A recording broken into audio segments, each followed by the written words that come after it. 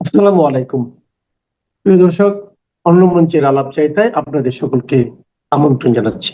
সুপ্রিয় দর্শক শ্রোতা মণ্ডলী, আপনারা এই মুহূর্তে আমাকে যে যেখান থেকে দেখছেন এবং পরবর্তী যে যেখান থেকে দেখবেন, আপনাদের সকলকে জানাই আমি আমার প্রাণঢালা অভিনন্দন এবং শুভেচ্ছা। শিরিন শারমিন চৌধুরী, আমরা যখন জানতাম যে উনি সেনা হেফাজতে ছিলেন, আইএসপিআর এর যে বিজ্ঞপ্তি ছিল 600 কতজন সেনা হেফাজতে আছেন, তাদের মধ্যে শিরিন শারমিন চৌধুরীর নামও ছিল। এরপর আর কেউ জানতাম না। হঠাৎ করে একদিন আমরা সকলে জানলাম যে শিরিন শারমিন চৌধুরী স্পিকার পদ থেকে ইস্তফা দিয়েছে। কিন্তু ওনার ইস্তফা পত্রটা আসলে সরাসরি উনি কি দিয়েছেন কি দেননি, বা এটার কি, এটা কেউ জানে না। যেমন বলা হয়েছিল যে শেখ হাসিনার পদত্যাগপত্র ছিল, কিন্তু পরবর্তীতে জানলাম যে উনি তো পদত্যাগপত্র দেনই নাই। আমাদের নেত্রী, জননেত্রী শেখ হাসিনা নিজেই বলেছেন যে উনি পদত্যাগপত্রই দেন নাই। তাহলে দেখাবেন কোত্থেকে বা পাবেন কোত্থেকে? সেটা যেমন প্রভাকাণ্ডা ছিল, তেমনি আমরা জানতাম যে শিরিন শারমিনের এটা প্রভাকাণ্ডা। তা না হলে ওনার পদত্যাগপত্র দিতে যাবেন কেন? এরপরের কাহিনী আপনারা সকলেই জানেন। নির্বাচন হলো, নির্বাচনের পরে শপথ বাক্যকে পাঠ করাবে। শিরিন শারমিন চৌধুরী তো পদত্যাগপত্র দিয়েছে, উনি নাই, ডেপুটি স্পিকার জেলে। মানে এগুলো নিয়ে বিশাল একটা হই হই রই রই, পরে যায় সিইসি নিজে এসে এই অবৈধ সরকারকে শপথ বাক্য পাঠ করালেন। এখন একটা জিনিস দেখেন যে এতদিন শিরিন শারমিন চৌধুরীর কথা ছিল না, কিন্তু নির্বাচনের আগ থেকে আমরা জানতে চাচ্ছিলাম কোথায় শিরিন শারমিন, কোথায় শিরিন শারমিন, কেউ জানে না। আমরা বলা শুরু করার পর থেকে আস্তে আস্তে অনেকেই বললো, এরপরে মানবাধিকার সংস্থাগুলো দাবি জানাইলো যে উনি কোথায়, এই মহিলাটি কোথায় আছে, কেউ জানেন না।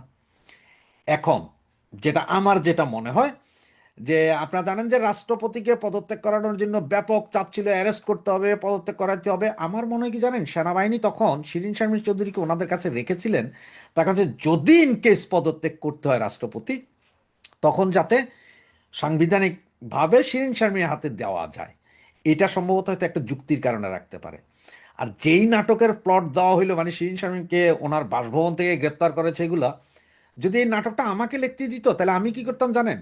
যে শিরিন শারমিন চৌধুরী যেহেতু নোয়াখালী বা মিরস্বরের ওনার আদি নিবাস, ওনার বাপদাদারা ওখানকার, তাইলে আমি করতাম যে নোয়াখালীর একটা প্রত্যন্ত গ্রামে, যেই গ্রামটা বা ছাগল নাইয়াতে নিয়া, ওই যে যেটা ইন্ডিয়া আর বাংলাদেশ বর্ডার, মানে রান্নাঘর পড়ছে ইন্ডিয়ায়, বাকি অংশ পড়ছে বাংলাদেশে, এইরকম একটা জায়গায় রান্নাঘরে উনি রান্না করতেছেন, ওই জায়গা থেকে ধরতাম যে উনি পালাইয়া যায় ওইখানে আছেন। অথবা একটা পুকুরের মধ্যে উনি সাঁতার কাটতেছেন, যেই পুকুরের অর্ধেক অংশ পড়ছে ইন্ডিয়া, অর্ধেক অংশ হচ্ছে বাংলাদেশে, তখন বুঝাইতাম যে দেখেন উনি ইন্ডিয়া থেকে পার হইয়া সাঁতার কাটতেছিলেন, ওই জায়গা থেকে ধরলাম, নাটকের প্লট সাজাইতাম এইভাবে। তো সেটা না করে ওনাকে ঢাকায় ওনার বাসভবন থেকে ধরা হইল। ওনার বাসভবন যে ওইটা, বা ওইখানে যে উনি আছেন, আপনি কি মনে করেন যে ওনারা কেউ জানতেন না? ওনারা কেউ জানতেন না?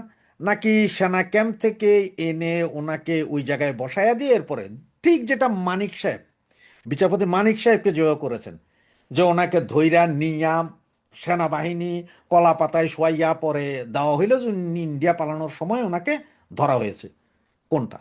একটু চিন্তা করেন তো। আর এইটা এমন সময় করা হলো যে আগামীকাল আমাদের খলিল যাবেন ইন্ডিয়া। সেখানে যাইলে হয়তো বিভিন্ন বিষয়ের উপরে কথা বলবে ইন্ডিয়ান গভর্নমেন্ট। হয়তো আওয়ামী লীগের নিষেধাজ্ঞা প্রত্যাহারের বিষয়টা কেন করা হলো না, কেন সংসদে নেওয়া হচ্ছে, এগুলো নিয়ে কথা বলবেন। যার কারণে হয়তো ওনাকে গ্রেপ্তার করে ইন্ডিয়াকে বলা হচ্ছে যে দেখো, আমরা তোমাদের পছন্দের লোকগুলোকে ধরছি, সুতরাং এগুলো নিয়ে কথা বলিও না। কোনটা? কারণ শিরিন শারমিনকে ধরতে হবে এরকম তো কোনো চাপ এই মুহূর্ত পর্যন্ত ছিল না। ছিল যেদিন উনি পদত্যাগপত্র দিয়েছেন বলে বলা হয়েছিল, তারপর থেকে তো কোনো মিছিল মিটিং দেখিনি বা কেউ বলতে শুনিনি যে এই মহিলাকে গ্রেপ্তার করেন। না, প্রধান বিচারপতি যিনি আছেন তাকে গ্রেপ্তার করার কি কোনো প্রেশার আছে? অ্যাটর্নি জেনারেল যিনি আছে ডিএচএস এ থাকেন, ওনাকে গ্রেপ্তার করার কি কোনো প্রেশার আছে? নাই। কিন্তু আমার মনে হচ্ছে যে একের পর এক এইটা গ্রেপ্তার করা হবে। তার কারণ হচ্ছে দেখেন, 3 দিন আগে বলা হইলো যে ইয়ে করবে কি, যে আওয়ামী লীগের নিষেধাজ্ঞা তো তোলা হবেই না, বরঞ্চ এটা আইন করে সংসদে নিবে। আমরা সবাই হই হই রই রই করে এটার পিছনে পড়ে গেলাম। তেল আর হাম চলে গেল গা ব্যাকডোরে। শত শত শিশু মারা যাচ্ছে, ব্যাকডোরে চলে গেল। এটা নিয়ে আলোচনা নেই। আজকে সারাদিন দেখেন শিরিন শারমিন চৌধুরীর অ্যারেস্ট হয়েছে, উনি কোথায় নেওয়া হয়েছে, কি আইনে নেওয়া হয়েছে, কিভাবে নেওয়া হয়েছে, এগুলো নিয়ে আলোচনা। এটা চলবে ধরেন 2 দিন। এরপরে হয়তো আবার আরেকজন, তারপরে হয়তো আরেকজন, তারপরে হয়তো আরেকজন, এরপরে হয়তো রাষ্ট্রপতি। আপনি কোন দিকে যাবেন বা কোনটা বিশ্বাস করবেন? একটু একটু মিলান, যে মানে দেশের ভেতরের যে অরাজক পরিস্থিতি আছে এইটা নিয়ে যাতে আপনি আলোচনা না করি, এইটার কথা যাতে না বলি, সাইকোলজিক্যালি আমাদেরকে ব্যস্ত রাখা হচ্ছে যে এই দিকে যাও। কারণ এখন বিরোধিতাটা করবে, বিরোধিতা করার তো নাই। এখন এই সরকারের, বর্তমানে যে সরকার আছে, অবৈধ যে সরকারটা আছে বা চুক্তিভিত্তিক সরকার যেটা আছে, এইটার বিরুদ্ধে কথা বলবে কারা? আওয়ামী লীগ আলারা, আওয়ামী লীগ সমর্থকরা, মানুষজন, নর্মাল লোকজন।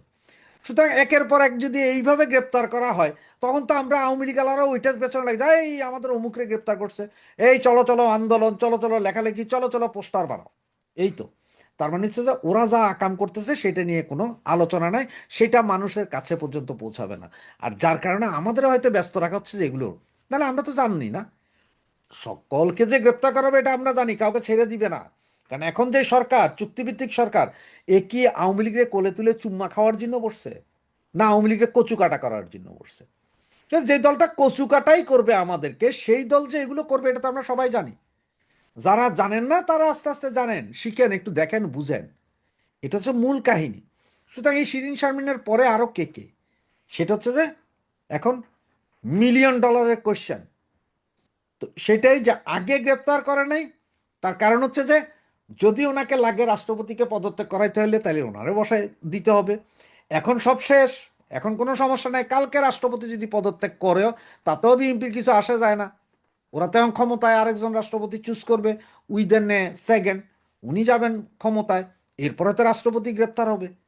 বাকি এই যে গত 18 মাসের যে আকাম হয়েছে, এই 18 মাসের আকামের যে দায় এই মুহূর্তে বিএনপির সরকার নিচ্ছে, সেইটার জন্য কাউরে কিন্তু গ্রেপ্তার করা হচ্ছে না। সেইটার জন্য বিএনপি সরকার সেদিকে চোখ নাই, কারণ ওগুলো তো সব ভাসুর ওনাদের, ভাসুরদের কথা তো মুখে তোলে না।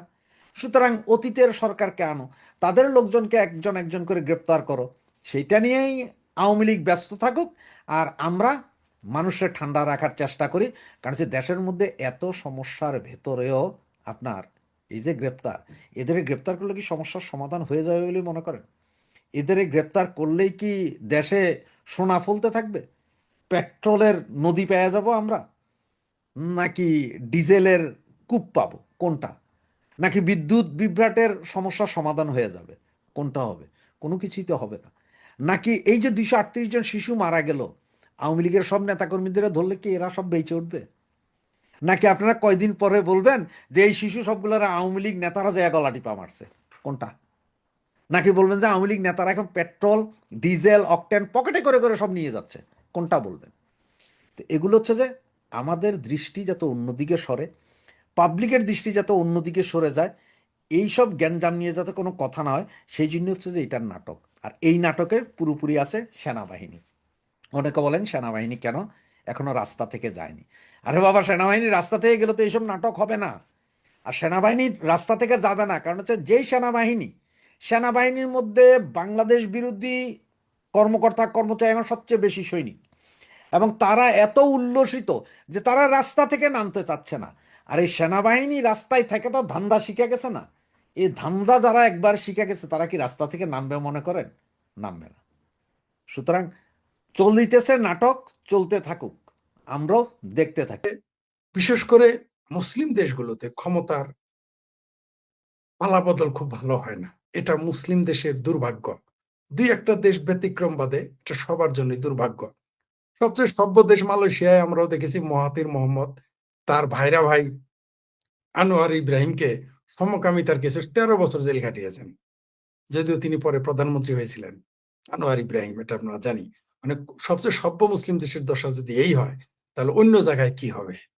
তো আমাদের দেশের আমার ধারণা, মানে অনেকেই আমার কথা শুনলে রাগ করে, কষ্ট পায় বা আমাকে ভুল বুঝে, কিছু করার নেই।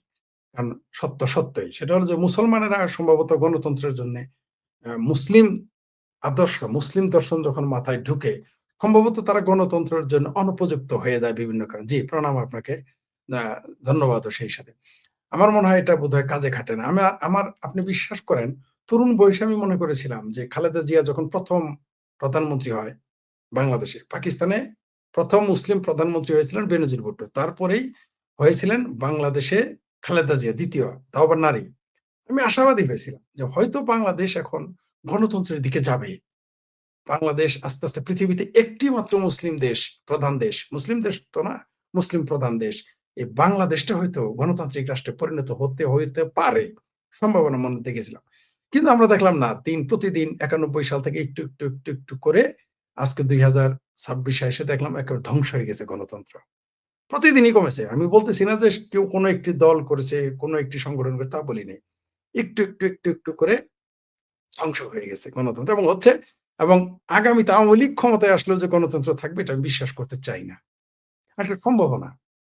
আপনি দেখেছেন যে আজকে একটা দৃশ্য আমরা দেখেছি, ভয়ংকর দৃশ্য, যে একজন বিএনপির নেতা আওয়ামী লীগের নেতাকে পেটাচ্ছে, পেটানোর নগ্ন করে পেটাচ্ছে, তারপর আবার তার স্ত্রীকে পেটাচ্ছে, তার স্ত্রীকে দিয়ে আবার আওয়ামী লীগের নেতাটাকে পেটাচ্ছে। দৃশ্যটা আপনারা হয়তো এতক্ষণে দেখে ফেলেছেন।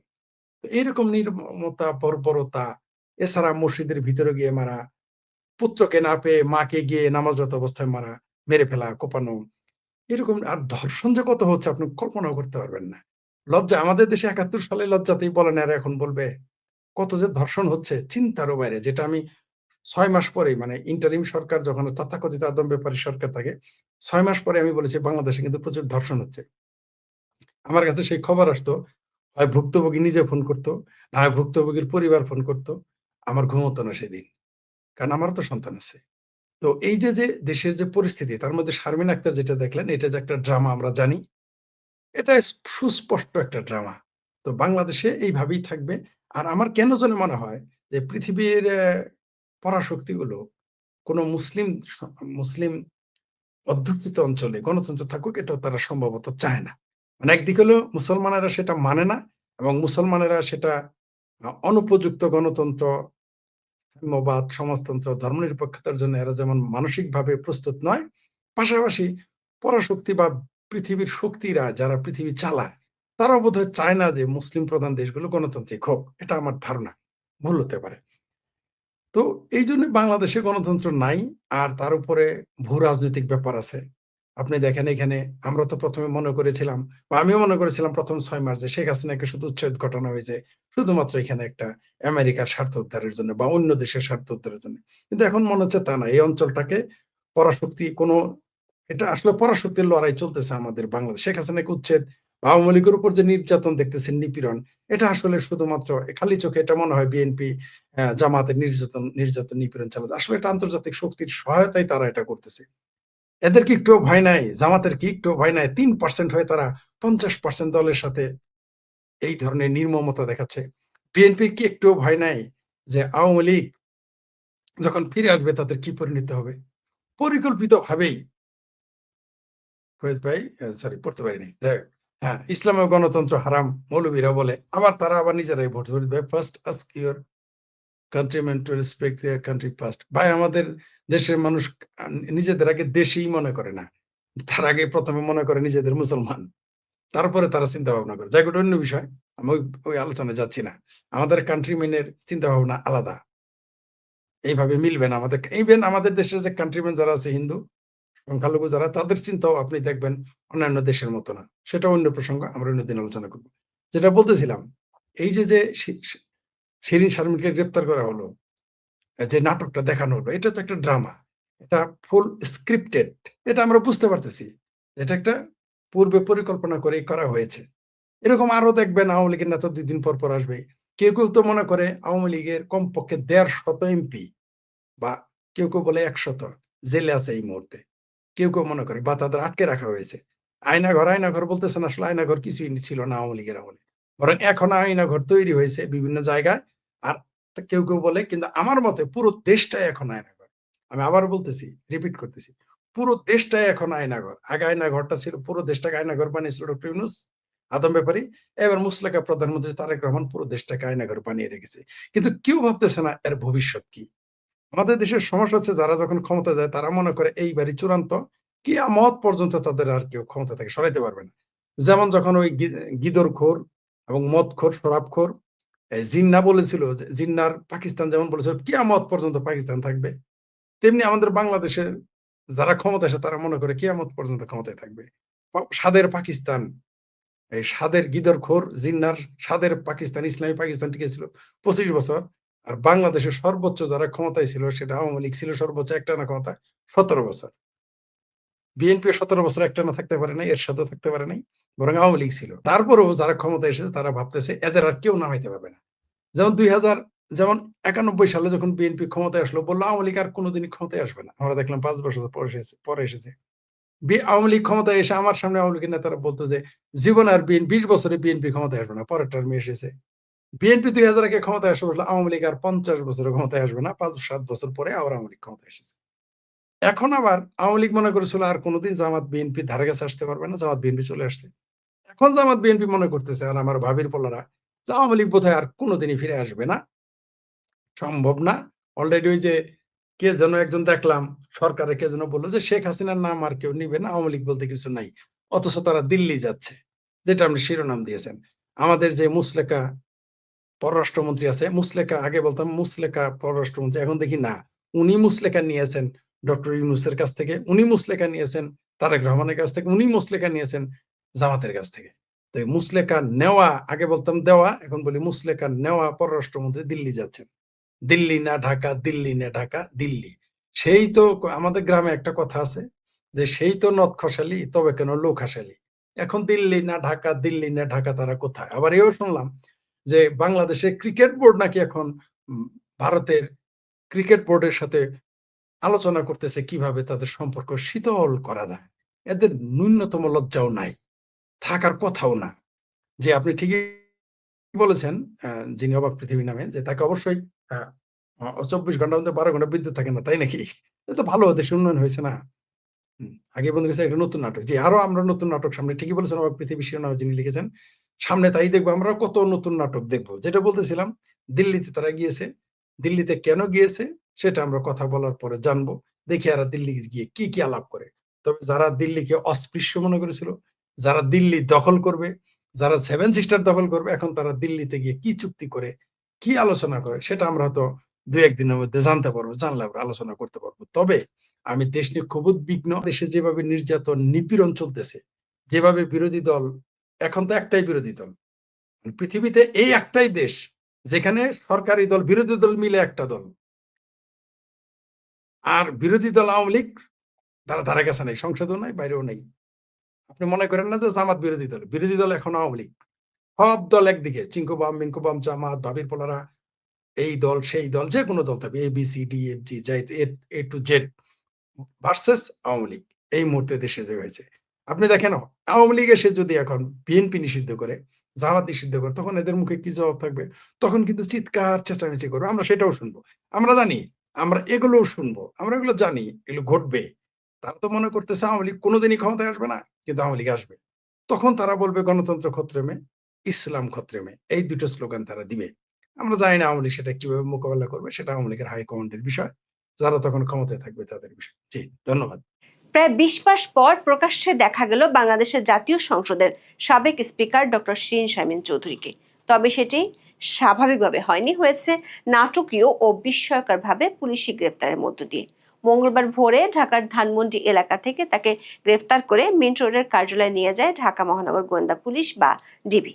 ইউনূসের আমলে সাবেক স্পিকার শিরীন শারমিন চৌধুরী বিভিন্ন সময় আলোচনায় ছিলেন। সেনাবাহিনীর পক্ষ থেকে তাদের হেফাজতে থাকার কথা জানানো, সংবিধান বহির্ভূতভাবে স্পিকার পদত্যাগ করেছেন দাবি করা, স্পিকার ও তার স্বামীর পাসপোর্ট করতে না দেয়া নিয়ে আলোচনা হয়েছিল।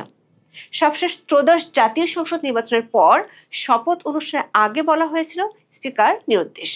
এরপর হঠাৎ করে মঙ্গলবার ভোরে তার গ্রেপ্তারের খবর সামনে আসার পর প্রশ্ন ওঠে, এই 20 মাস তিনি কোথায় ছিলেন? সেনাবাহিনীর তরফে তাদের হেফাজতে ছিলেন এমন তথ্য জানার পরও নতুন করে বিএনপি সরকার গ্রেপ্তারের খবর দিল কেন?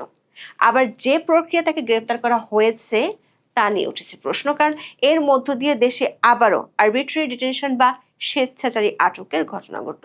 বিশেষ করে আদালতের পরোয়ানা বা অন্তত সুনির্দিষ্ট মামলা ছাড়া রাষ্ট্রীয় প্রটোকলের 3 নম্বর গুরুত্বপূর্ণ ব্যক্তিকে এর আগে আটক বা গ্রেপ্তার করা হয়নি।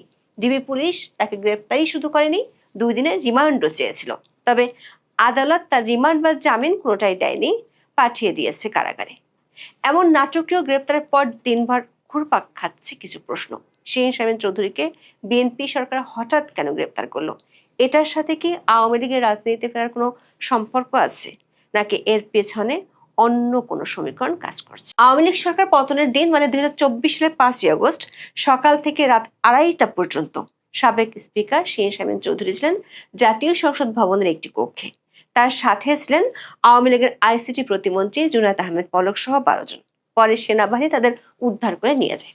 গত বছরের 23 এপ্রিল আদালতকে এমন তথ্য জানিয়েছিলেন জনাব পলক। তবে পলকের এমন তথ্যের আগেই ইউনূস সরকারের আমলে একাধিকবার খবর হয়েছিলেন সাবেক এই স্পিকার। প্রথম খবর হয় 2024 সালের 2রা সেপ্টেম্বর। সেদিনের খবর ছিল পদত্যাগ করেছেন জাতীয় সংসদের স্পিকার ডক্টর শিরীন শারমিন চৌধুরী। ওই দিন তিনি রাষ্ট্রপতি মোহাম্মদ শাহাবুদ্দিনের কাছে পদত্যাগপত্র দিয়েছেন, এমন খবর প্রকাশিত হয় গণমাধ্যমগুলোতে। বিস্ময়কর তথ্য ছিল পদত্যাগপত্রটি সংসদ সচিবালয়ের মাধ্যমে রাষ্ট্রপতির কার্যালয়ে পাঠানো হয়নি। স্পিকার নিজেই রাষ্ট্রপতির কাছে জমা দিয়েছেন, তবে সেটা সরাসরি নাকি ইমেইলে পাঠানো হয়েছে তা তখনকার সরকার খোলাসা করেনি। তখন এভাবে পদত্যাগ করার যে খবর সরকার থেকে সার্কুলেট করা হয়েছে তা নিয়ে বিতর্ক ওঠে। কারণ রাষ্ট্রপতি সংসদ ভেঙে দিলে পরবর্তী সংসদ না বসা পর্যন্ত স্পিকারের আর পদত্যাগের কোনো সুযোগ সংবিধানে রাখা হয়নি। কিন্তু সংবিধান অনুযায়ী শপথ নিয়েও ইউনূস সরকার স্পিকারের পদত্যাগের বিষয়ে সংবিধানকে টিস্যু পেপার বানিয়ে ফেলেছিল।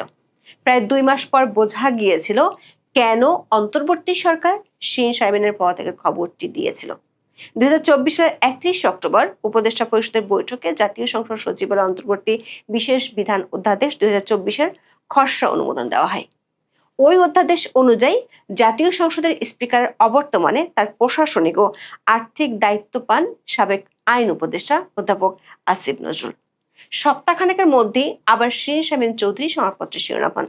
এবারের শিরোনাম হলো পাসপোর্ট পেতে আঙুলের ছাপ দিয়েছেন সাবেক স্পিকার। পুলিশ বলছে পলাতক। 2024 সালের 22 আগস্ট অন্তর্বর্তী সরকার সাবেক প্রধানমন্ত্রী, তার উপদেষ্টা, দ্বাদশ জাতীয় সংসদের সদস্য এবং অন্যান্য কর্মকর্তাদের কূটনৈতিক বা লাল পাসপোর্ট বাতিল করেছিল। সাবেক স্পিকার তার স্বামী সৈয়দ ইশতিয়াক হোসেনকে সঙ্গে নিয়ে ওই বছরের 3রা অক্টোবর ঢাকার আগারগাঁওয়ে পাসপোর্ট অফিসে সাধারণ পাসপোর্টের জন্য আবেদন করেন। 10 অক্টোবর তাদের আঙুলের ছাপ ও আইরিশ ছবি জমা দেওয়ার কথা ছিল। গণমাধ্যমের খবরে তখন বলা হয় বাড়িতে বসেই তারা আঙুলের ছাপ ও আইরিশ দিয়েছেন।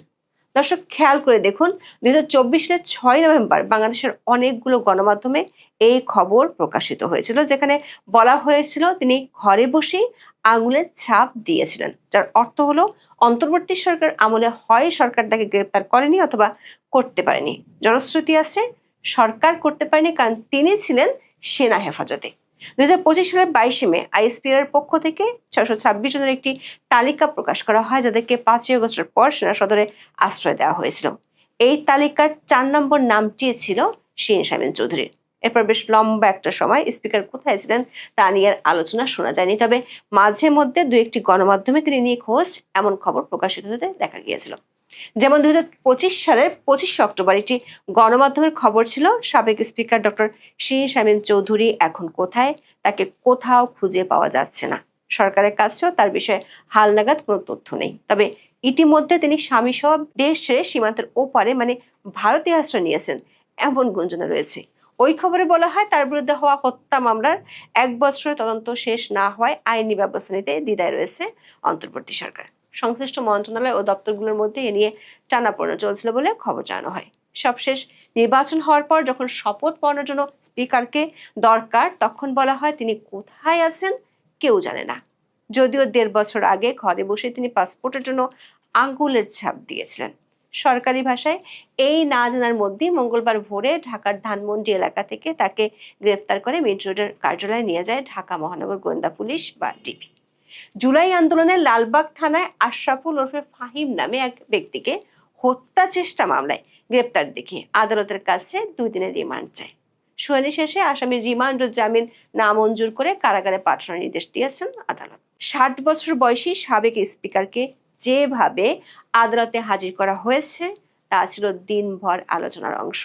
আদালত থেকে সিঁড়ি দিয়ে নামানোর সময় হুড়োহুড়িতে পড়ে যান শিরীন শারমিন চৌধুরী। এ সময় ব্যথায় চিৎকার করে ওঠেন তিনি, তার সাথে কয়েকজন নারী পুলিশ সদস্য পড়ে যান। এ সময় প্রচন্ড ভিড়ে নাজেহাল হন শিরীন শারমিন চৌধুরী। তার চেয়েও বড় প্রশ্ন ওঠে, কেন প্রথমবার মতো রাষ্ট্রীয় প্রোটোকলের 3 নম্বর গুরুত্বপূর্ণ ব্যক্তিকে গ্রেপ্তারের জন্য বিএনপি সরকার আরবিট্রারি ডিটেনশন বা স্বেচ্ছাচারী আটকের ঘটনা ঘটালো? বাংলাদেশের রাষ্ট্রীয় প্রোটোকলে 1 নম্বর আছেন রাষ্ট্রপতি, দ্বিতীয় স্থানে আছেন প্রধানমন্ত্রী এবং 3 নম্বরে আছেন জাতীয় সংসদের স্পিকার ও প্রধান বিচারপতি। সে অনুযায়ী সাবেক স্পিকার শিরীন শারমিন চৌধুরী ছিলেন 3 নম্বর গুরুত্বপূর্ণ ব্যক্তি। আদালতের পরোয়ানা বা অন্তত সুনির্দিষ্ট মামলা ছাড়া এ ধরনের ব্যক্তিকে এর আগে আটক বা গ্রেপ্তার করা হয়নি। কিন্তু শিরীন শারমিন চৌধুরীকে ধানমন্ডির একটি বাসা থেকে আটকের আগে পরোয়ানা তো দূরের কথা, কোনো মামলার কাগজও দেখায়নি ডিবি পুলিশ। গণমাধ্যমের খবর অনুযায়ী তাকে গ্রেপ্তার করা হয় ভোর 4:30টায়। সময়টা ভোর বলা হলেও বাস্তবে তা গভীর রাত, যখন যে কোনো মানুষ গভীর ঘুমে থাকেন। শিরীন শারমিনকে একজন দাগী আসামি যে তাকে এত রাতে গ্রেপ্তার করতে হবে। ডিবি পুলিশ দাবি করেছে বিভিন্ন জায়গায় আত্মগোপনে ছিলেন শিরীন শারমিন চৌধুরী। সর্বশেষ তিনি ধানমন্ডিতে এক আত্মীয়ের বাসায় ছিলেন, সেখান থেকে তাকে আটক করা হয়। অথচ শিরীন শারমিন চৌধুরী 2024 সালের 5ই আগস্ট কোথায় ছিলেন এবং এরপর কোথায় ছিলেন সে তথ্য এরই মধ্যে বলেছি। শিরীন শারমিনের বিরুদ্ধে জুলাই আন্দোলনের সময় সংঘটিত হত্যা মামলা সহ 6টি মামলার তথ্য পাওয়া গেছে। এর মধ্যে 3টি মামলা চূড়ান্ত প্রতিবেদন দাখিল করা হয়েছে, বাকি 3টি মামলা এখনো তদন্ত চলছে। তদন্ত হওয়া এই মামলার প্রয়োজনে পুলিশ অভিযুক্তকে গ্রেপ্তার করতে পারে, কিন্তু ডিবি সেটা না করে নতুন এক মামলায় গ্রেপ্তার দেখালো কেন তাকে? এটা কি স্বেচ্ছাচারের নমুনা নয়? প্রশ্ন উঠেছে যে শিরীন শারমিন 20 মাস ধরে কোনোভাবেই দৃশ্যমান হননি, কোনো বিতর্কে জড়াননি, তাকে কেন গ্রেপ্তার করা হলো? আবার গ্রেপ্তারের পর রিমান্ড চাইলেও কেন রিমান্ড দেওয়া হয়নি? অনেকে মনে করছেন এর সাথে আওয়ামী লীগের পুনর্গঠন বা দলটির রাজনীতিতে ফেরার কোনো সম্পর্ক থাকতে পারে। বিশেষ করে ইউনূস সরকার আমলে যতবারই রিফাইন্ড আওয়ামী লীগের কথা শোনা গেছে, ততবারই শিরীন শারমিনের নাম সামাজিক মাধ্যমের আলোচনায় শোনা যেত। নির্বাচনের পর নানা মহল থেকে আবার যখন আওয়ামী লীগের মাঠে ফেরা নিয়ে আলোচনা উঠে এসেছে, তখন শিরীন শারমিনের গ্রেপ্তারকে অনেকেই এর সাথে প্রাসঙ্গিক বলে মনে করছেন। কারণ অনেকেই মনে করেন শিরীন শারমিন চৌধুরী সজ্জন হিসেবে পরিচিত। 2009 সালে সংরক্ষিত নারী আসনের সদস্য হিসেবে জাতীয় সংসদে আসেন তিনি। মহিলা ও শিশু বিষয়ক প্রতিমন্ত্রীর দায়িত্ব থেকে 2013 সালের 30 এপ্রিল বাংলাদেশের প্রথম নারী স্পিকার নির্বাচিত হন তিনি। এরপর 2014 সালে আওয়ামী লীগ সভাপতি শেখ হাসিনার ছেড়ে দেওয়া রংপুর 6 আসন থেকে উপনির্বাচনে বিজয়ী হয়ে সংসদে আসেন শিরীন শারমিন চৌধুরী। টানা 3টি সংসদে তিনি স্পিকার ছিলেন। আওয়ামী লীগের পুনর্গঠন ঠেকাতে সরকার শিরীন শারমিনকে আপাতত আইনি হেফাজতে পাঠিয়ে দিল, এমন আলোচনা নানা মহলে আছে। কারণ যেভাবে তাকে মামলায় গ্রেপ্তার দেখানো হয়েছে সেটি মোটামুটি পরিষ্কার, পুলিশ রাজনৈতিকভাবে হয়রানি করার জন্যই এমনটি করেছে। আদালতে গ্রেপ্তার ও রিমান্ড আবেদনে ডিবি জানিয়েছে 2024 সালের 18 জুলাই কোটা সংস্কার আন্দোলনের অংশ হিসেবে লালবাগের আজিমপুর সরকারি কলোনি এলাকায় ছাত্র জনতা মিছিল করেছিলেন। এই সময় আন্দোলন দমনের উদ্দেশ্যে পুলিশ ও আওয়ামী লীগের অজ্ঞাতনামা সন্ত্রাসীরা আন্দোলনকারীদের উপর দেশীয় ও বিদেশি আগ্নেয়াস্ত্র ব্যবহার করে গুলিবর্ষণ করেন। এই মামলায় শিরীন শারমিন চৌধুরী 3 নম্বর আসামি। এমন অভিযোগ দেখে খোদ আইনজীবীরাও অবাক হয়েছেন। একজন স্পিকার হুকুমের আসামি, যেখানে ইতিমধ্যে আদালতে হুকুমের আসামি হিসেবে শেখ হাসিনা ও আসাদুজ্জামান খান কামালের ফাঁসি হয়েছে। রাজনৈতিক বিশ্লেষকরা মনে করেন বিএনপি বিরোধী দল থাকার সময় গায়েবী মামলার বিরুদ্ধে সবচেয়ে সোচ্চার ছিল। সে বিএনপি এখন আবার গায়েবী ও সাজানো মামলায় সাবেক স্পিকারের মতো গুরুত্বপূর্ণ ব্যক্তিকে 20 মাস পর এসে কারাগারে পাঠালো। সেটির পেছনে অবশ্যই কোনো না কোনো রহস্য আছে। আবার অন্য একটি সূত্র বলছে শিরীন শারমিনকে যে মামলাটিতে গ্রেপ্তার দেখানো হয়েছে সেটি হত্যা মামলা নয়, হত্যা চেষ্টা মামলা। সূত্রটি মনে করছে শিরীন শারমিনকে এক ধরনের বন্দি জীবন থেকে বের করে আনতে এমন প্রক্রিয়ায় সরকার গেল কিনা সেখানেও রহস্য আছে। সে রহস্য আসলে কি তা জানার জন্য দেখতে হবে শিরীন শারমিন চৌধুরী জামিন পাচ্ছেন কিনা। এখন এ পর্যন্ত জাতীয় সংসদের সাবেক স্পিকার শিরীন শারমিন চৌধুরীকে মঙ্গলবার ভোরে গ্রেপ্তার করা হয়েছে এবং এরপরে দিনভর যা ঘটেছে তা আপনারা জানেন। মানে ভিডিওর কারণে আমি কথাগুলো বলবো, তবে আমি আসলে মূল জায়গায় ফোকাস করতে চাই, সেটি হচ্ছে যে এই গ্রেপ্তারের পেছনে আসলে কি কারণ রয়েছে, কতটা ক্লু পাওয়া গেছে সেটি নিয়ে আসলে কথা বলতে চাই। তা আপনারা জানেন যে তাকে গ্রেপ্তার করে প্রথমে ডিবি অফিসে নেওয়া হয়েছে এরপর দুপুরে ঢাকা চিফ মেট্রোপলিটন ম্যাজিস্ট্রেটের আদালতে তাকে হাজির করা হয়েছে। পুলিশ 2 দিনের রিমান্ড আবেদন করেছিল, সেটি নামঞ্জুর করা হয়েছে এবং তাকে কারাগারে পাঠানোর নির্দেশ দিয়েছেন আদালত। পুলিশ জানিয়েছে ঢাকা এবং রংপুরে জুলাইয়ের একাধিক হত্যা মামলা সহ অন্তত অর্ধ ডজন মামলায় আসামি হিসাবে নাম রয়েছে শিরিন শারমিন চৌধুরীর। এগুলো আপনারা হয়তো জেনেছেন, আমি প্রসঙ্গের কারণে কথাগুলো বলছি। এই যে এতগুলো মামলা করা হয়েছে, এর ভিতরে ঢাকার লালবাগ থানায় হওয়া একটি মামলা তাকে গ্রেফতার দেখানো হয়েছে, পরের গুলোতেও পর্যায়ক্রমে তাকে আসামি করা হবে এমনটি জানা গেছে। 2024 সালের 5 আগস্ট আওয়ামী লীগ সরকারের পতনের 27 দিনের মাথায় আমরা জেনেছি স্পিকার পদ থেকে পদত্যাগ করেছিলেন শিরিন শারমিন চৌধুরী। এটি আমাদেরকে অন্তর্বর্তী সরকারের তৎকালীন যে কর্মকর্তারা ছিলেন তারা জানিয়েছেন, গণমাধ্যমে আমরা এটি জেনেছি।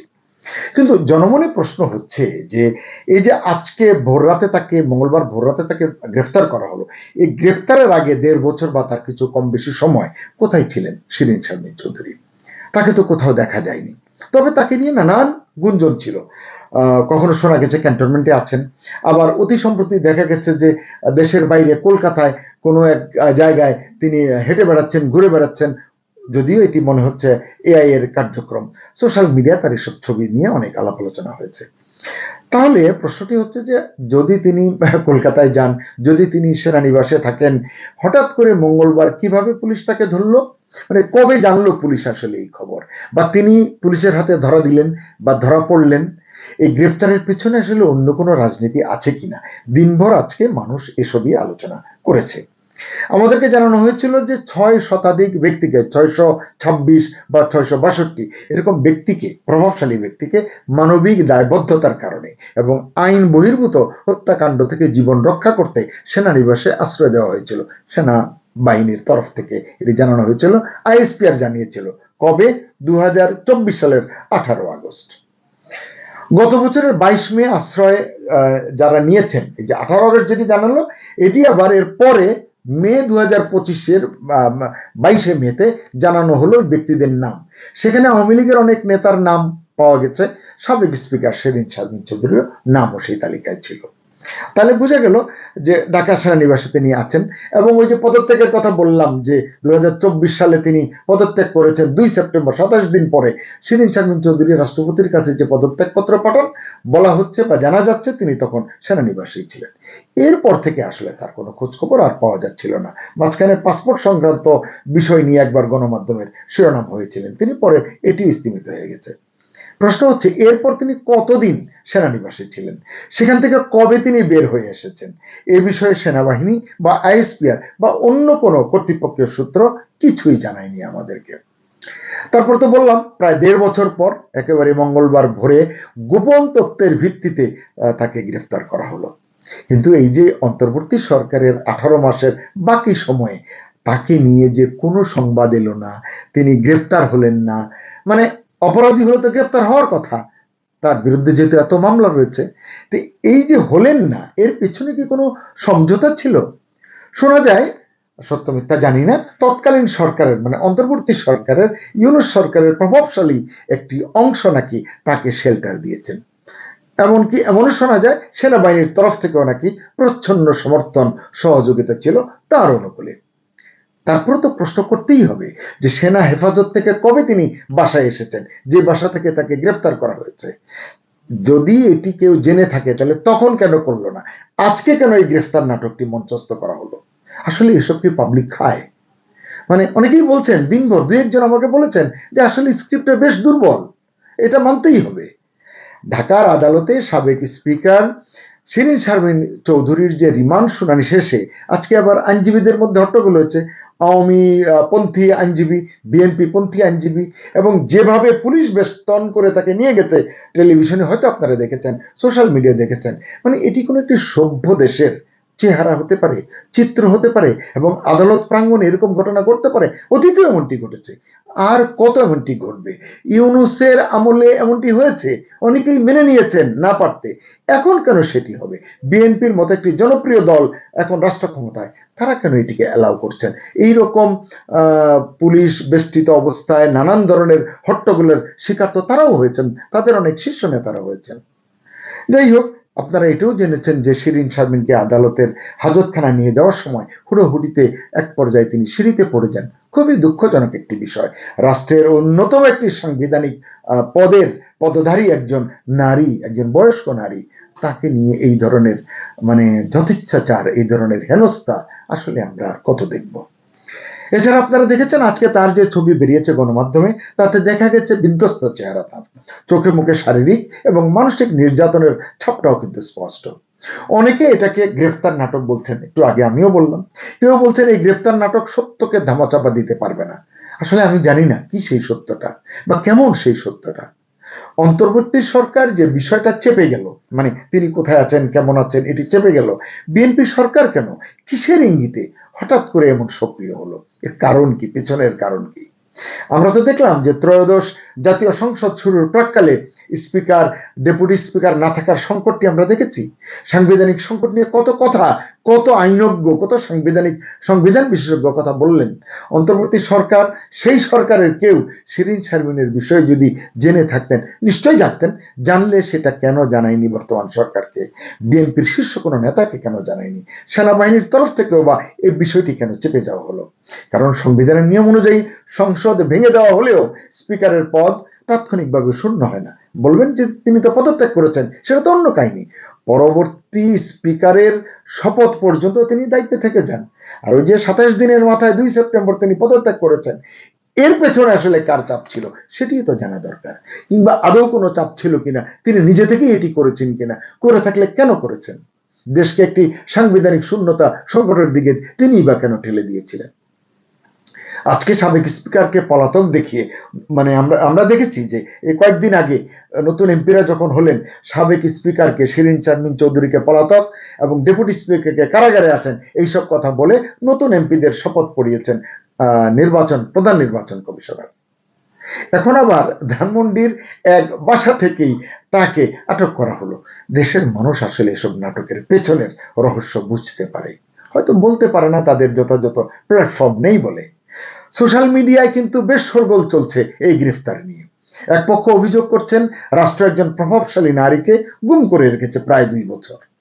ভয়াবহ অভিযোগটি যারাই করুক, এর ভিত্তি যাই হোক না কেন, এরকম একজন হাই প্রোফাইল ব্যক্তিকে, একজন নারীকে নিয়ে একটি রাষ্ট্রের অভ্যন্তরে ঘটে চলা ঘটনাবলী সত্যি কি সুশাসন এবং ন্যায় বিচারের প্রমাণ দেয়? শিরিন শারমিনের ব্যক্তি ইমেজ অনেকের কাছে প্রশংসনীয়। এই কারণেই আসলে অনেকেই বলছেন তার বিষয়টি নিয়ে ব্যাপক আলাপ আলোচনা হচ্ছে। দিনভর তার ছবি দিয়ে অসংখ্য মানুষ ফেসবুক সহ সোশ্যাল মিডিয়ার অন্য প্ল্যাটফর্মে তাদের হতাশার কথা জানিয়েছেন, ক্ষোভের কথা জানিয়েছেন, তীব্র নিন্দা জানিয়েছেন। অনেকেই বলেছেন যে মেধাবী, অত্যন্ত মেধাবী, নিপাট, ভদ্র, সজ্জন এই মানুষটির দুর্নীতির খবর কিংবা প্রশ্নবিদ্ধ কর্মকাণ্ডের তেমন প্রমাণ নেই তাদের কাছে, বা তারা জানেন না। তারা বলছেন এজন্যই দেশের রাজনীতিতে স্বশিক্ষিত আর অর্ধশিক্ষিত লোকদের দৌরাত্ম্য বেশি। শিক্ষিত সজ্জন মানুষরা রাজনীতির আঙিনায় আসতে চান না। একদল এটাও বলেছেন যে একদল নব্য গজিয়ে ওঠা প্রকাশ্য ও গুপ্ত রাজনীতি কিছুদিন ধরেই তার বিরুদ্ধে নানান অপপ্রচার চালিয়েছে। জামাত ইসলামের তরফ থেকেও তাকে নিয়ে বেশ শোরগোল তোলা হলো কিছুদিন আগে। এর সঙ্গে কি, এই গ্রেফতারের সঙ্গে কি জামাতকে খুশি করার সরকারের কোনো চেষ্টা আছে? এটিও অনেকে প্রশ্ন করছেন। এছাড়া আদালত প্রাঙ্গণে আজকে তার সঙ্গে যা হলো তা তো আমাদের গণতান্ত্রিক রাজনীতির দেউলিয়াত্বকেই আসলে তুলে ধরছে। অনেকে বলছেন এটা প্রতিহিংসার রাজনীতি। তারা বলছেন তারেক রহমান লন্ডন থেকে দেশে এসে প্রথম দিকে যেসব কথা বলেছেন, এখনকার কাজকর্ম তার সঙ্গে বেমানান, সাংঘর্ষিক। বিএনপি কি এর জবাব দেবে? রাজনৈতিক বিশ্লেষকদের কেউ কেউ বলছেন আসলে গোটা বিষয়টি রহস্যময়, ধূম্রজালে ভরা। প্রধানমন্ত্রী বিভিন্ন বক্তৃতায় জাতীয় ঐক্যের কথা বলছেন, দেশকে এগিয়ে নিতে চাইছেন সবার সহযোগিতায়, অথচ রাষ্ট্রের অন্যতম সর্বোচ্চ সাংবিধানিক পদে দায়িত্ব পালনকারী একজন 60 ইয়ার্স একজন 60 বর্ষীয় নারীর সঙ্গে রাষ্ট্র যা করলো তা কেবল প্রশ্নেরই জন্ম দিচ্ছে। একটি সূত্র বলছে আমরা সাধারণত ডিপ স্টেটের কথা বলি রাজনীতিতে যখনই কোনো টালমাটাল পরিস্থিতি হয়। এটা বললে অনেকেই মনে করেন মার্কিন ডিপ স্টেট। আসলে এখানে আরো তো অনেক ডিপ স্টেট সক্রিয় আছে, এটি কেন আমরা ভাবি না? আজকের এই ঘটনার পেছনে কোন ডিপ স্টেটের হাত সক্রিয় তা কে বলবে? এটা কি ভারতের ডিপ স্টেট, পাকিস্তানের ডিপ স্টেট নাকি অন্য কোনো শক্তি, না বাংলাদেশের অভ্যন্তরের কোনো অন্যরকম কোনো শক্তি? ডিপ স্টেটের কথা বাদ দিলেও প্রধানমন্ত্রীকে কেউ কি ভুল বার্তা দিচ্ছে, এই প্রশ্নও কিন্তু দু একজন আজকে আমাকে করেছেন। এবং একজন বলেছেন যে প্রধানমন্ত্রীকে কি ভুল পরামর্শ দিচ্ছে কেউ বা ভুল পথ দেখাচ্ছে। তিনি বলছেন প্রধানমন্ত্রীর কথায় তো আশ্বস্ত হতে চাই, হতে ইচ্ছা করে, কিন্তু এগুলো কি হচ্ছে? এইসব প্রশ্ন কিন্তু রাজনৈতিক ওয়াকিবহাল মহলে উঠছে। শিরিন শারমিন চৌধুরীকে আদালত রিমান্ড নামঞ্জুর করে জেল হেফাজতে পাঠিয়েছে, এটি একটি স্বস্তির বিষয়। এখন সকলের প্রত্যাশা তার বিরুদ্ধে দায়ের করা মামলায় যেন তিনি সুষ্ঠু বিচার পান। তাহলে সকলে ভাববেন যে আইন বিচার সঠিক পথে চলছে। কারণ জনগণ এই সরকারের কাছে, তারেক রহমানের সরকারের কাছে ইউনূস সরকারের মতো আচরণ দেখতে চায় না। আমি আবার বলছি, জনগণ এই সরকারের কাছে, তারেক রহমান সরকারের কাছে ইউনূস গং সরকারের মতো আচরণ দেখতে চায় না। জনগণের প্রত্যাশা প্রধানমন্ত্রী তারেক রহমানের নেতৃত্বে এখনকার রাজনীতি, আগামী দিনের রাজনীতি হবে সংযত, মানবিক এবং ন্যায়ভিত্তিক, যেখানে প্রতিহিংসার বদলে শিষ্টাচারী হবে মূল নিয়ামক। ভবিষ্যৎ প্রজন্মের জন্য ইতিবাচক রাজনৈতিক সংস্কৃতি প্রতিষ্ঠার সূচনা করবেন তারেক রহমান তার নিজ হাতে। ইউনূস সরকার আওয়ামী লীগের উপর যা করেছে আমি সেই আলোচনায় যাচ্ছি না। বিএনপিও যদি সেই পথেই হাঁটে তাহলে এই প্রতিহিংসার শেষ কোথায় হবে? কারণ ক্ষমতা তো চিরস্থায়ী নয়। বিএনপি যখন ক্ষমতায় থাকবে না তখনও এমন দুঃখজনক চিত্র কি আমাদের দেখতে হবে? আদালত প্রাঙ্গণে যা হলো বা শিরিন শারমিনকে নিয়ে যা হলো, এরকম পরিস্থিতি আমরা আসলে দেখতে চাই না। এই যে অশুভ প্রলয় নাচন, এটা অচিরেই শেষ হোক, শুদ্ধতার পথে হাঁটুক বাংলাদেশের রাজনীতি। তবে একই সঙ্গে আমরা চাই প্রকৃত অপরাধী যদি কেউ হয়, প্রকৃত দুষ্কৃতিকারী যদি কেউ থাকে, তার বিচার হোক, এমন বিচার হোক যেন সেই বিচার নিয়ে কোনো প্রশ্ন না উঠে। সুপ্রিয় দর্শক, এই ছিল মোটামুটি কথাগুলো। ডক্টর শিরিন শারমিন খুবই শিক্ষিত একটা মেয়ে, মহিলা, এবং খুবই মার্জিত পরিবার থেকে এসছে। তার বাবা একজন বঙ্গবন্ধুর একান্ত সচিব ছিলেন, রফিকুল্লাহ সাহেব, এবং শিশুকাল থেকেই শেখ হাসিনা, তোফায়েল আহমদ সবাই জানতেন ওনাকে, এবং সে খুবই মেধাবী ছাত্রী ছিল।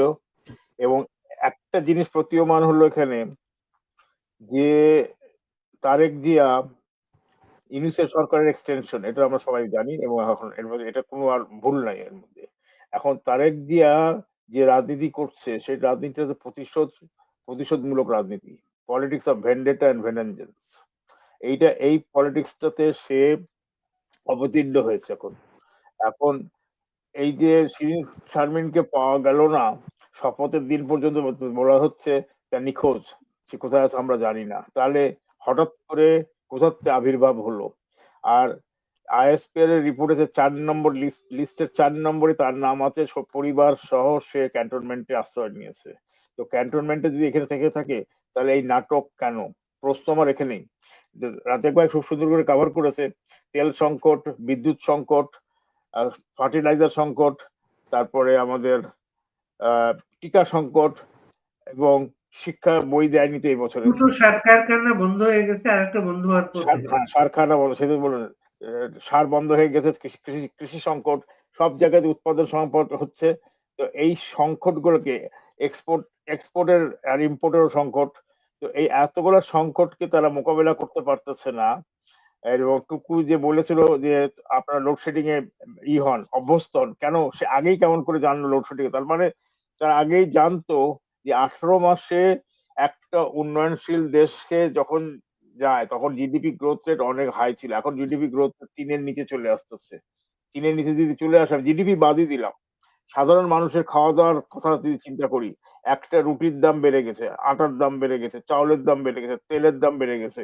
তো সাধারণ মানুষরা খাবে কি করে? নিম্নবিত্ত তো না খেয়ে মরে যাচ্ছে। তো এখন এই সরকার, এই যে নির্বাচিত সরকার 2 মাস হলো এসছে, এই সরকার তাদের ব্যর্থতা ডাইভার্ট করার জন্য এই নতুন নতুন নাটক করতেছে। কিছুদিন জুলাই সনদ নিয়ে নাটক করলো, এখন আবার নাটক আরম্ভ করলো শিরিন শারমিনকে নিয়ে। এমনও শোনা যাচ্ছে আরো কিছু ব্যক্তি বর্গকে, মানে আওয়ামী লীগেরই লোকজনকে আবার অ্যারেস্ট করে এই ধরনের একটা নাটক তৈরি করবে তারা। আর কারা করবে তারা জানি না। তার মধ্যে তো ব্রিগেডিয়ার শওকতের নামটা তো শোনা, মানে পাবলিক হয়েছে। আমরা আরেকজনের নাম শুনলাম, মুনতাসির মামুন সাহেবের নামও শুনলাম। তো এখন এনারা এসব ব্যক্তিবর্গকে তারা যদি ধরতে চায়, এটা আমি তো দেখতেছি যে সুশীল সমাজ যেটা ছিল, বা কুশীল সমাজ বলবো, সুশীল তো বলবো না, আমাদের কুশীল বলবো, এই যে বদিউর আলম, তারপর ইফতেখার জামান, ইয়ে ডেইলি স্টারের সম্পাদক মাহফুজ, প্রথম আলো সম্পাদক, কি নাম, মতিউর রহমান। মতিউর রহমান, এই যে আরো কয়েকটা আছে সুশীল, এই সুশীল গুলা কি চায়? এরা দেশ একটা নির্বাচিত রাজনীতিবিদের হাতে দেশটাকে ছাড়ো, তোমরা রাজনীতিবিদরা তারা, এই যে তুই থাকো অস্ট্রেলিয়া, আমি থাকি কানাডাতে, এখানে রাজনীতি, এখানেও সুশীলরা আছে, কিন্তু সুশীলরা এত অ্যাক্টিভ হয় না গভর্নমেন্টের ডেলি ব্যাপারে। এরা সুশীলরা গভর্নমেন্টের ব্যাপারে ডেলি অ্যাক্টিভ হচ্ছে। তো এটা তো কুশীল বলবো, আমি তো কোনদিন আমি সুশীল বলি না। কারণ এরা রাজনীতি যারা করতেছে, রাজনীতিবিদদেরকে হাতে ছাড়, তারা রাজনীতি বুঝতে পারবে তাদের ভীষণটা কি। কিন্তু আমাদের যে এখন বর্তমান যে রাজনীতিবিদ গুলো আছে, এর মধ্যে দু একজন বাদ দিলে বাকি কেউ রাজনীতিবিদ কিনা আমার সেটাও সন্দেহ আছে। কারণ পুরা পার্লামেন্টটা হয়ে গেছে খনি, রাজাকার এবং দণ্ডপ্রাপ্ত খুনি আসামি দ্বারা অধিষ্ঠিত। মানে it's infested with all this people, এটা হয়ে গেছে। এইসব ক্রিমিনাল গুলা বসে গেছে সংসদে। আর সংসদে এখন শিরিন শারমিনকে অ্যারেস্ট করার পরে যেটা বোঝা যাচ্ছে, স্পষ্ট বোঝা যাচ্ছে যে এরপরে মার্জিত পরিবারের কোনো ছেলে মেয়ে, বা মার্জিত শিক্ষিত কোনো ভদ্রলোক ভদ্র মহিলা বা ইয়াং ছেলে মেয়ে, তারা আদৌ রাজনীতিতে আসবে কিনা সন্দেহ আছে। এখান থেকে শেখ হাসিনা তাকে তুলে এনে এই সুন্দরভাবে স্পিকার হিসেবে, একটা সাকসেসফুল স্পিকার, 350 জন সংসদ সদস্যকে সে সুন্দরভাবে ম্যানেজ করতো। এবং সে অনেক জুনিয়র, অনেক ছোট। এই যে সোহেল ভাই তার ওপেনিং বক্তৃতাতে বলেছিল, শিরিনকে সে 5 বছর বয়সে দেখেছিল, যখন প্রথম সোহেল ভাই যখন পার্লামেন্টারি মেম্বার হয়। হ্যাঁ, তো সেই সেইটা তো কানের মধ্যে আমার বাজছে। আমি শিরিনকে, আমিও রফিকুল্লাহ সাহেবকে চিন্তা কিন্তু শিরিনকে তখন দেখি নাই, অনেক ছোট ছিল সে। কিন্তু আমি রফিকুল্লাহ ভাইয়ের কাছে অন্য কারণে গেছিলাম তখন। কিন্তু এই এই যে ভদ্র মহিলাকে, একজন 50 ইয়ার্স ওল্ড মহিলাকে এইভাবে হেনস্থা করা হলো, এটা খুবই দুঃখজনক এবং ধিক্কার জানাই আমি বিএনপি সরকারকে। এখানে একটা অবজারভেশন আছে আমার, যে প্রথম যে ছবিটা বাড়ালো, 3টা মহিলা পুলিশ পিছনে দাঁড়িয়ে আছে, তার চেহারা দেখে বোঝা যাচ্ছে সে বিধ্বস্ত। তার মানে তার প্রতি নিশ্চয়ই কোনো মানসিক টর্চার করা হয়েছে, এটা তার চেহারা থেকে ফুটে উঠেছে। যে ছবিটাকে ব্লো আপ করে দেখা যায়, বা একটু বড় করে দেখা যায়, তাহলে দেখা যাবে চেয়ারের মধ্যে একটা যে কেউ অ্যারেস্ট হলে এমনিতেও মলিন ভাব থাকবে চেয়ারের মধ্যে, কিন্তু তার মধ্যে একটা এমন ভাব ছিল যে তাকে যে একটা আর এক ধরনের অত্যাচার করা হয়েছে, এটা বোঝা যাচ্ছে। কি মানসিক হোক শারীরিক হোক, কোনো না কোনো ভাবে তাকে, মানে জিজ্ঞাসাবাদের সময় তাকে হেনস্থা করা হয়েছে, এটা স্পষ্ট বোঝা যাচ্ছে। কিন্তু কথা হলো যে কেসটা দিল, এই কেসটা কি আদৌ সত্য? ওনার মতন একজন ব্যক্তি যে পরিবার থেকে এসছে, সে একটা এরকম লালবাগে কে অখ্যাত কে একজন মার্ডার হয়েছে, সেই কেসে তাকে দিল। ট্রেনটাও তো বন্ধ করতে হবে। আমি খালি এই সরকারের জন্য বলতেছি, ভবিষ্যৎ সরকার এবং আমাদের আমলেও কিছু এরকম হয়েছে। কিন্তু এই ট্রেন্ড বন্ধ করতে হবে। তুমি জেনুইন যদি না হয়, তুমি তাকে একটা মানুষকে কেন হয়রান করবা? এই পুলিশের কাজ হচ্ছে এই করা। এখন এই যে প্রতিশোধমূলক রাজনীতি যেটা শুরু করেছে তারেক, এর শেষ কোথায় বোঝা খুব মুশকিল। এর জন্য আওয়ামী লীগ তখন অবজার্ভ করতেছে। আওয়ামী লীগ বলেছিল যে 1 বছর পর্যন্ত এরা দেখবে, বা 1.5 বছর পর্যন্ত দেখবে, কিন্তু আমার তো মনে হচ্ছে 6 মাসের ভেতরেই 180 দিন তারা কভার করতে পারবে কিনা আমার সন্দেহ আছে। তার আগেই জনগণ তাদেরকে বিতাড়িত করবে। এদিকে অলরেডি জামাত আর এই যে শিশু পার্টি, টোকাইদের পার্টি, টোকাইরা হুঙ্কার দিতেছে যে আমরা আওয়ামী লীগকে বের করেছি, আমরা বিএনপি কেও বের করবো। ওরা কিছু করতে পারবে না, কারণ তাদের জনসংখ্যা বেশি না, অল্প কজন। এখন জনগণ বোকা, এই আর বোকার মতন কাজ করবে না, কারণ তারা বুঝে গেছে কি হবে। কিন্তু শেখ হাসিনা বা আওয়ামী লীগকে ফিরিয়ে আনবে জনগণ, আমি মনে করি। এবং এই গণজোয়ারটা যেটা হবে, সেটা ঠেকাতে পারবে কিনা তাদেরকে পুলিশ বাহিনী, সেটা ব্যাপারে আমার সন্দেহ আছে।